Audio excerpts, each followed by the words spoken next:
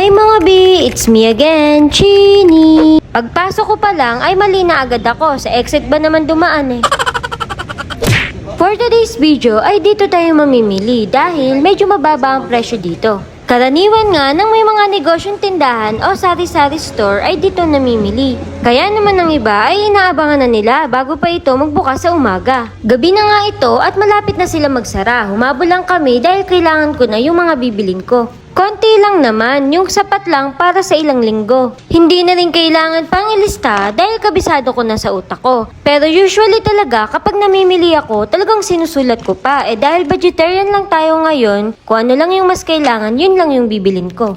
Aminin nyo, mga B, ang hirap kapag nakita nyo malapit nang maubos yung mga stock nyo. Tipong iisipin mo ulit yung ipambibili at mag-aantay ulit sa panibagong sahod. Mas magastos kasi talaga ako pagdating sa pagkain at goods naman yun kumpara sa luho. Mas maigi na may maitatabi kahit paunti-unti. Kumuha na din pala ako nitong downy para maiba naman. Pero ang gamit ko talaga ay dil na kulay violet. Pero syempre, kung wala ng stock, kahit ano na lang. Nagpasuyo na din pala ako kay sir, naabutan ako ng isang Sunrock soft color shape. Hinahanap ko nga yung wings na powder pero hindi ko makita kaya surf na lang ang napili ko. At ito na nga pala lahat ng bibilin ko pero nagpasabay na din pala si Love ng ipangtitinda ni tita sa tindahan nila. Nagmamadali na nga kami ni Love dahil unti-unti na silang nagpapatay ng ilaw. Hanggang 9 PM lang kasi sila. Kending-kending pa oh.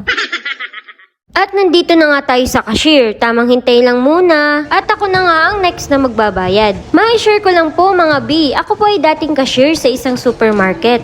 Nagbabox din ako at ako na rin ang nagtatali. Yung pinapatunog pa, bugger nose. Kaya naman organized din ang paglagay ko para hindi naman mahirapan yung cashier. Mahirap din kasing magkamali ng punch. Maaari kasing ma-IR, depende sa company. Anyway mga B, sa tingin nyo, magkano ang aabutin nito? Sa tingin nyo ba ay 1,000? Comment down below at kung sino ang pinakamalapit na makahula ay magkakaroon ng pangmerienda via Gcash. At sa wakas ay okay na. Ipapacheck na lang tong resibo pagkatapos lalarga na kami. Nung paglabas nga namin ay sakto namang nakita namin itong si Dubs. Idol. Good morning, mga idol. Good morning mga idol. Walang Again. Chini. Walang kamatayang gurami mga idol. Napakaloko nga nun.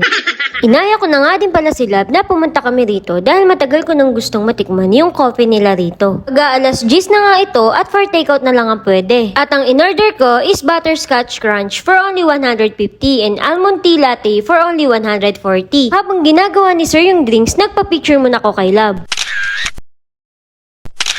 Pagkatapos nga ng ilang minuto ay okay na yung order namin. Ang bait ng barista dito at palangiti pa. Keep it up po, sir. Thank you. Thank you po.